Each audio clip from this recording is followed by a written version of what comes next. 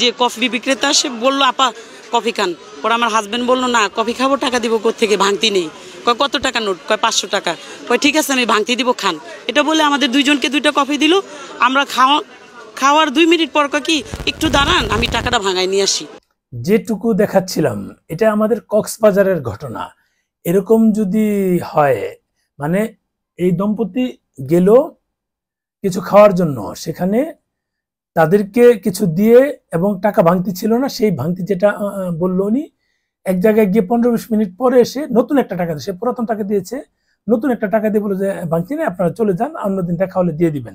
এটাই বোঝানোর চেষ্টা করলো উনি। ওরা এসে বলে কি টাকাটা নেন, ভাঙতি পাইনি তো দোকানে নিচ্ছি, বলো ভাঙতি নেই, থাক দেওয়া লাগবে না, যদি পরে ভাঙতি হয় দিয়ে যান। কিন্তু তখন এই ভদ্র মহিলা বললো যে আমি তো আপনাকে পুরাতন টাকা দিলাম, নতুন টাকা কোত্থেকে আনলেন? এটা নিয়ে তাদের একটা বিতণ্ডা হয়, থানা পর্যন্ত চলে যায়। ওনারে আমি বললাম যে ব্যাগে থেকে আমি তোমাকে দিলাম 500 টাকা পুরান, এখন উনি এসে দিল নতুন টাকা, টাকাটা চেক করো। উনি এবার টাকাটা মুচুর দিল, দিয়ে কই টাকা তো আসল না, এটা নকল টাকা। এখন থানা কি প্রোটেকশন দিচ্ছে না তাদের অ্যাকশনে যাচ্ছে, সেটা আসলে পরে আর আপডেট পাইনি, যেহেতু একটা সাইট থেকে নেওয়া।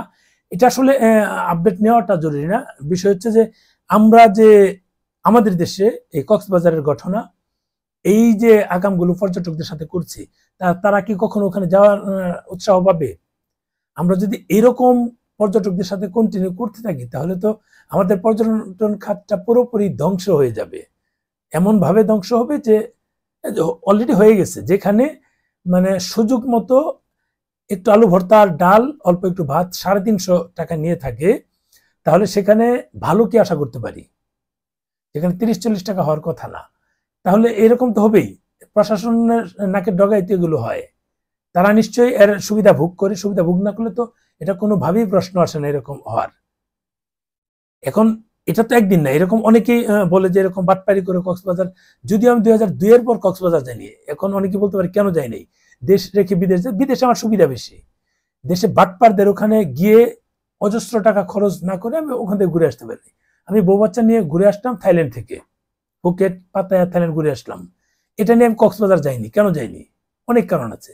আমি এখানে যে খরচগুলো করব, তার সাথে কিছু টাকা ভরে কিন্তু আমি ওইসব জায়গায় 3 স্টার হোটেলে, 4 স্টার হোটেলে থেকে আসতে পারি, ভালো জায়গায় ঘুরতে পারি, ঝামেলা কম, গ্যাদারিং কম, বাইরে দেশের বাইরে ঘুরে আসলাম।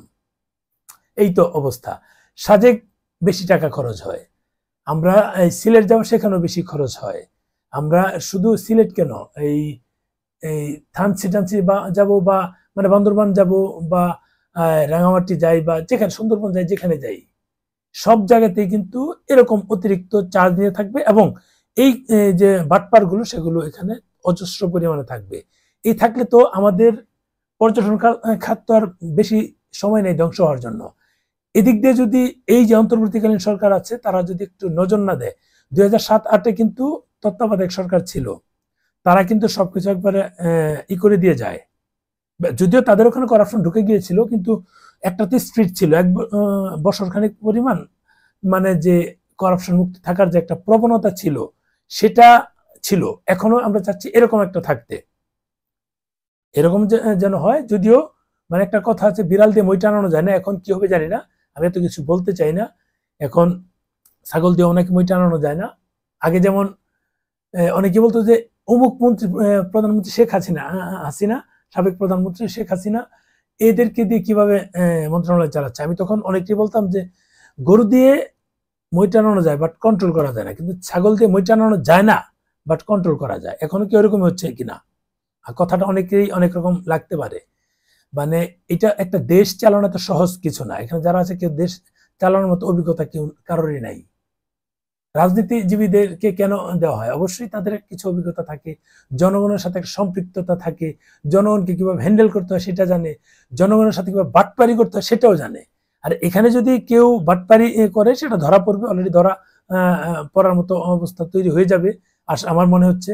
কারণ এই গভর্নমেন্ট, তারা তো অভিজ্ঞ লোক না, তারা অভিজ্ঞ লোক না, কতদিন তারা এই সুষ্ঠুভাবে চালাতে পারবে সেটা একটা বিষয়।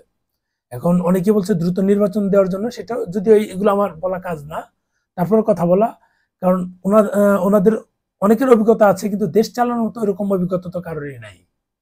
এখানে প্রধান উপদেষ্টা আছেন, ওনার এই যে গ্রামীণ ব্যাংক অনেক বড় প্রতিষ্ঠান, বাংলাদেশের আনাচে কানাচে সব জায়গাতে আছে, সেই হিসেবে সে তৃণমূল পর্যায়ের লোকজনের সাথে তার সম্পৃক্ততা আছে আগে থেকেই। উনি ছাড়া বাকি তো কাউকে ওইভাবে সম্পৃক্ততা দেখি না।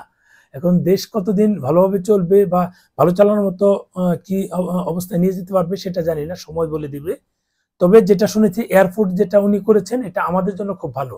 আমরা কিন্তু এরকম কিছু এই গভর্নমেন্টের কাছ থেকে আশা করি, সেটা যেন হয়। আমরা চাই একটা স্থিতিশীল অবস্থা চলে আসুক।